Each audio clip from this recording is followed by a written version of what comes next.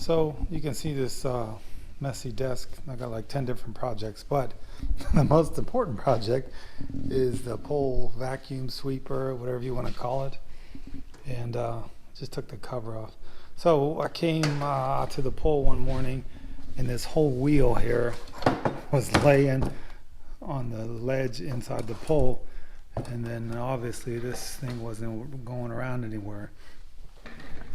So what I'm trying to do is repair. It looks like the wheels have these little plastic screws that hold the wheels on. Well, one of the screws snapped off. This is what's it left, and that was on this side here. So this rear one, and then this thing was still screwed in there, just the threads. So I had to get a pair of pliers and then screw it out of there. And I was thinking I'm gonna go to some kind of hardware store and try to find the same size screws I need to screw back in there. And it can't really be metal because this is underwater all the time, and it's a saltwater pole, so corrosive and all that, and chlorine in the pole and all that. So what I noticed is online, Amazon sells everything, as most of you already know probably. So I went online and bought a pack of these little screws. One thing I noticed about it, it's not very deep for the this part for the screwdriver. So you have to be careful and get a really big screwdriver. Try to get something like this, flat tip. And so I'm probably going to replace all of them, because I'm not sure what made it break, but it could be from throwing around the pole. And the other thing I noticed is the bearings. When this wheel here was the one that was laying, it had all these bearings all in pieces. You know, the little bearing cages. All this was just like sitting inside there. Luckily, I mean, it wasn't all in the pole, scattered all around the pole everywhere, and I had to go look for it. All the pieces, you can see the little bearings here. So what I noticed on Amazon, once again, is you can buy all the parts separate, because when I try to put these all back together, you think these snap together, and you put these little BBs in the bearings, and you put them, but they're so wore out. What I suspect is this groove here is too deep now. So once you put that there and you put the bearings in there, it's too loose. It comes apart real easy. There's a groove on the inside of here too, and you think it would all snap together. But I mean, technically, I probably could. It'd be really hard to do it. And this one I did, but I don't know how long it's gonna stay. I think it's too much play. So anyway, so what I did is went on Amazon, bought 4 new ones, and so there's 4, 1, 2, 3, and then 4 on the other side. So I'm probably going to replace them all at the same time. You notice this one, this is really shaking, really loose here. And I think it's the bearings for this one too, probably next, because it seems like this is already tight. So I might as well just replace them all. And here's the head of that screw that snapped off. So these bearings, this is the wheel that was still on there. I took it off to look at how the bearings was built and put together. But yep, I should get the parts today, the rest of the parts. So I bought a pack to go over the parts again. I bought a pack of these, 6 of these. I need 5 or 4. Sorry, I don't need 4, so you get a couple extra. And then I bought a whole bunch of these. Hose clamps. So you can see I had these on there. There's a little jumper hose that goes from here and over to there. And for whatever reason, I guess over time they get dry rotted. The little plastic clamp that was on there originally snapped off, so the pressure blew the hose off. This one side wasn't working. So once I popped it open, I seen that. So I put a new hose clamp on, and I didn't have any of the plastic original ones. And I didn't see them like at the hardware store, auto parts store, these. So I just put this on there, and you can see after like, I don't know how many months, 6 months, that they're getting all deteriorated. Pretty soon there's not going to be no screw head there, and might be trying to tricky to get it off. So 2 of those that were on there are going to be replaced. The other thing, it's eating away the hose. That rust probably ain't helping things. So I need to inspect it to make sure that's still not a good hose. And then I'm going to put these 2 new hose clamps on there. So I bought a pack of 3 hose clamps. And that's exactly what I needed. I just realized that the pack was only 3. So like I said, 1 here, 1 there for that little jumper hose.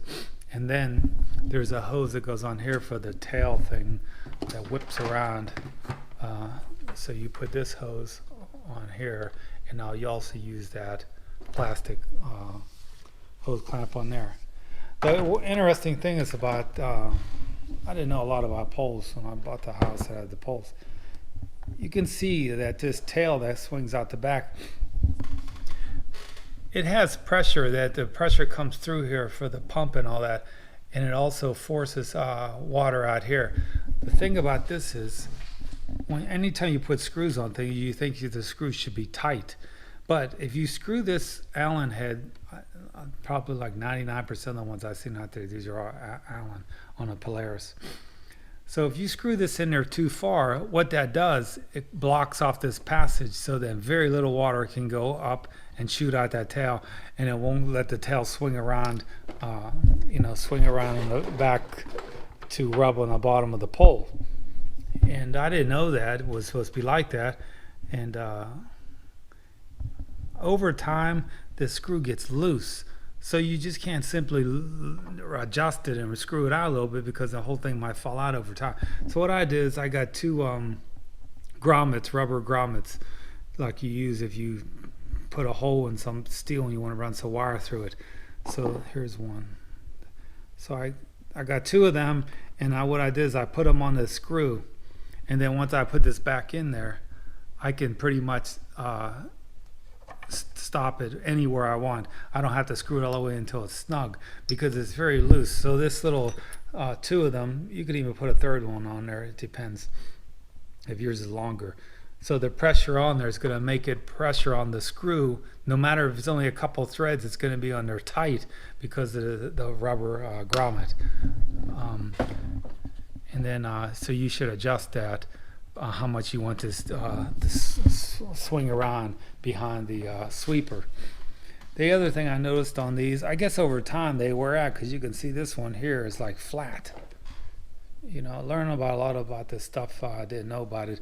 And these things are like $500 for pole sweepers now.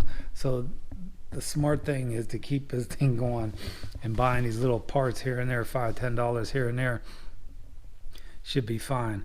I'll have to look online also. I'm sure they sell these pieces also. These look like they just bend and come right off, and then they won't have the flat spots, the new ones on there. So it looks like I could replace a couple of them. It looks like to me at one time, or even just from dragging around the pole from behind it, they got wore out. But they're not all wore out, but several of them are. The other thing is, I've seen some people, you can see this here, some people on the end of it, they have like a sponge thing. It's about this big, and that sponge is kind of rough sponge, not a smooth sponge. That also, when this thing's whipping around, it's rubbing on the bottom of the pole. So it's cleaning it, and it's also stirring up the dirt. So if the filter doesn't come back around and grab it, or if this doesn't come around and grab the sweeper, then the filter will catch it. It'll be in the water, the dirt. So just a couple things, and this time I'm going to make sure that the swinging around. So either screw this in or out, this little screw for this hole, on how much you want that to swing around the back of there. But definitely not like mine originally was, not swinging around at all. So that'll be a couple things.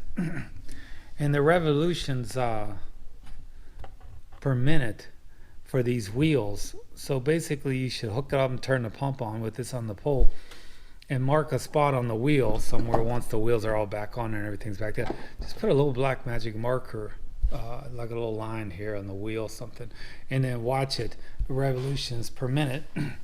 It should be roughly around 28 revolutions per minute, and that's the correct speed for this sweeper. If it's more than 32, then you have too much pressure, and you can solve that when you screw this thing onto the pole. It goes in this little receiver on the side of the pole, and you can put this like a little, almost look like a poker chip, but has a hole in it. And there's two different sizes, red and blue. The other fitting on the hose is this big device here, and it's set when they build it at a certain amount of pressure. It's going to release and shoot water out of this little jet here, little fitting right there. And it does it at a predetermined time. When it gets a certain amount of pressure, runs for every couple of minutes or so. You can't really change it. So I'm going to change the swing axle on my Polaris pole sweep, and that's this mechanism behind this little idler pulley wheel. So what I did is I took the screw out of there. That's really snug, so it doesn't get loose. The threads are like different on this, and the threads in there, so it makes them snug even after you turn like one rotation. So what I noticed, it's getting a little bit chewed up here, so I'm going to put a new screw on there today. I found that using a regular screwdriver doesn't work that well because it's not a very deep screw hole. So I took like a little saw blade and just used this end and put it in there like that when I twisted out, and it worked really well. So you can see there's the washer, which I'm going to reuse that. You can purchase new washers, but there's nothing wrong with it, so I'm going to reuse that. And just go over the parts real quickly. This is the swing arm, and not much to it, but the bearing, the new bearing I'm going to put on there also is going to slip on here, and then the other one's going to be inside the wheel. And has this little spring, has these two screws, little lock washer there. The difference between these two little arms here, guides, and actually kind of holds a swing arm, is the Polaris 280 model will have this one where you just push it and it snaps into place. But the older ones, the 180, the Polaris 180, you'll have to glue this on there. Or if there's nothing wrong with the one that you have on there now, you could probably leave it on there. But that's the big difference of these two.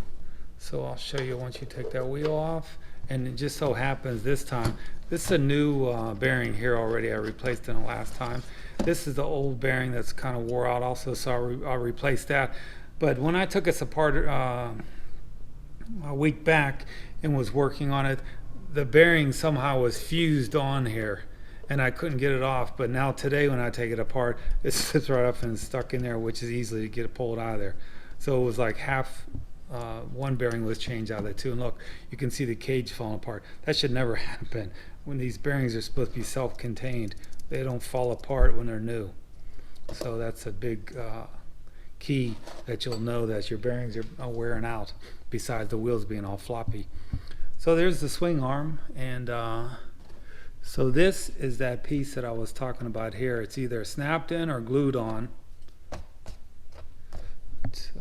There's the snap-on part, and there's the glued-on part. But you can see on mine, it just so happens was bad for a long time.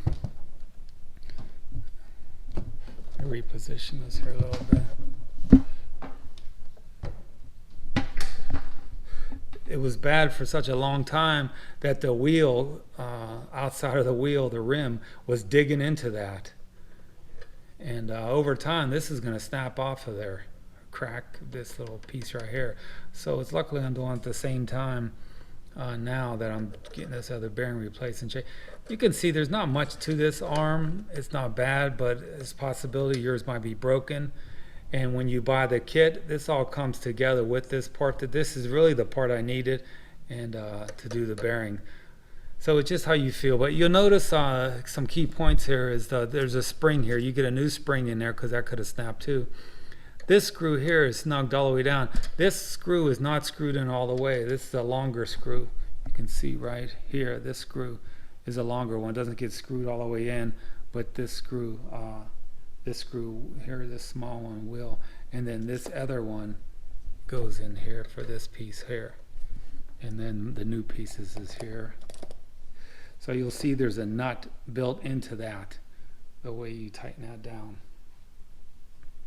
And then there's a swing arm, and there's threaded nut fused into there for that little screw.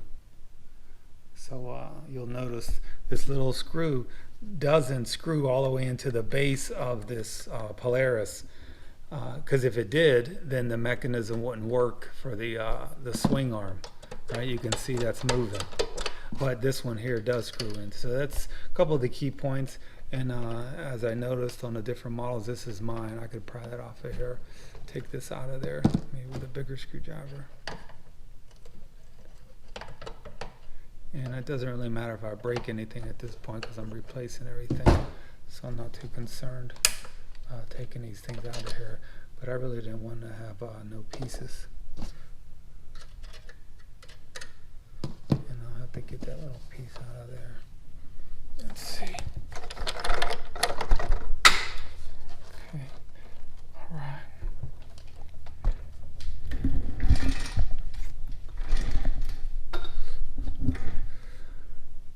So you just grab your screwdriver.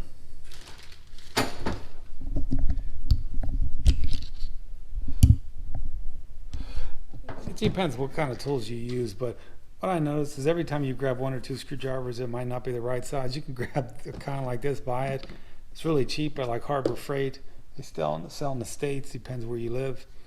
And it has two bits here, two different size flat, and then two different size Phillips.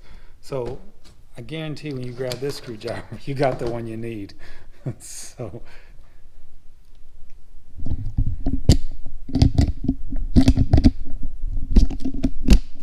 okay, take this part out here, and look at that. The screw head snapped off because it's so rusty. Amazing. So you know what that means. At some point, that was going to snap off of there for sure. While it's in the pull. And then that little screw head, you would never find that probably. Hopefully the sweeper would sweep it up in the when the sweeper's running. Take that off. And then this one here is going to be some work. It looks like this is all wore out here. This head. Amazing. So what I'm going to do here is screw this off like this way. Oops. And that's not going to work so easy. What I could do is I could take the wheel off.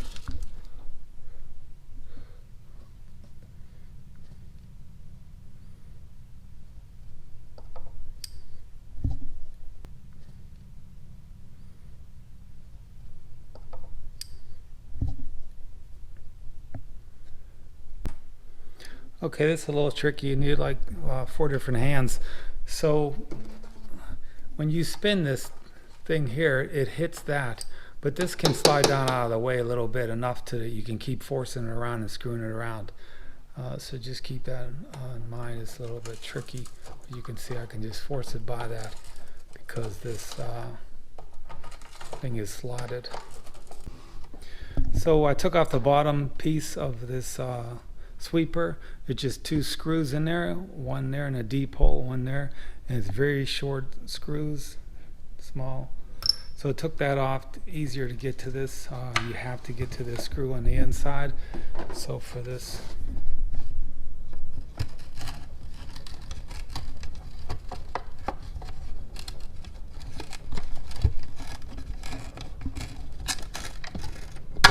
there it goes. It fell off. And one key point here, you notice that there's a washer right there. So remember that. That washer's there. The washer is not on the head like you would think. Most washers are up against the head of the bolt or screw. So it's like a little, acts as a little spacer in there. So when you snug it down, there's still play with this in there. Just probably a very important part of taking this apart, and you'll see here in a second that washer. I'll fall down. Oh. It's the saltwater pull everything stick in there. So there's the old washer. So that's how you have it. There's the old parts. Amazing how this screw here snapped right off. But what are you gonna do? I guess it's definitely about time to. This is a little bit fiddly. I had to set down the camera, but I'll explain how I did it.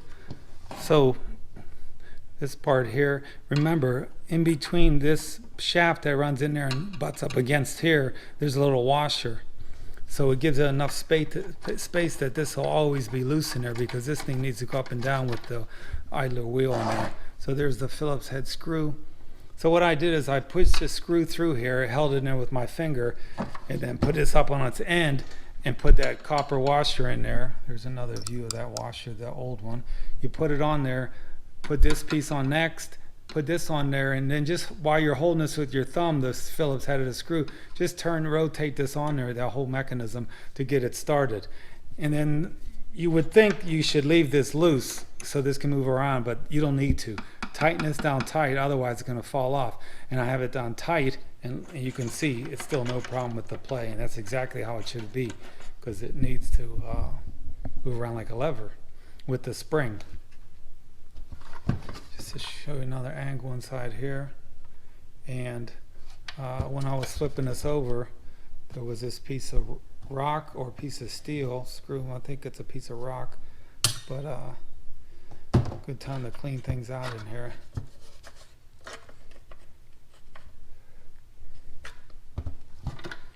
So the next part is kind of easy for me, because mine's the 280, so mine just snaps on here, and you hope not to break this.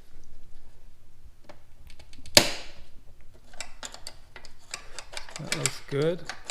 Just like a little guide to hold that in there, and then I'll put those 2 screws in there, the little screw there for the side of the spring, and then the big one up there. It doesn't get screwed in all the way, and I'll have to set the camera down for that and then show you that in a minute here. So I put this all together. It's kind of hard to do this while you have a camera in your hand. Just want to go over a few things. You can see it can go up and down easily and back and forth. The key here is push that piece on there, it sticks in there. This screw here is a real small little one, and it goes tight. This long one doesn't get screwed in all the way. You can see how much is sticking out. It's kind of a weird design. They could have put a little spacer there too, right? But the way they have this is like a double wall piece of plastic. So this is like real small hole. When you screw this screw in here, it gets real tight. I guess if you really forced it, it would go all the way through there. So you just put it on pretty snug, but it is. So what I did is I took these things off of here. You can see they're wore out, a lot of them. They're not circles anymore. And I put the new white ones on. And this is a little slit. Just bend it and put it on there. It's pretty easy. Got the wheels all back on, got all the bearings, and that's about it. GoPro, stop recording. So there it is. You can see the tail whipping around there with the new white washers on there. Got the little brush on the end, and nobody can really say how much it should be whipping around. It all depends on how dirty your area around your pole is. And almost got splashed, but this wasn't working for like over a year with the tail whipping around like that, so I kind of want to let it whip around a lot to clean the pole, because we don't scrub it enough anyways. So this is just less manual work. It's working really good now. 20 some dollars in parts. Way cheaper than buying a whole kit or buying a whole new Whoa, thing's powerful there.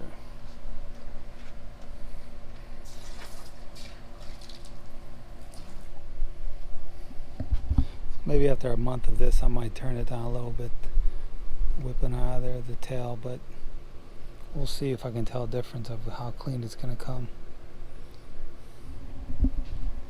But everything working perfect.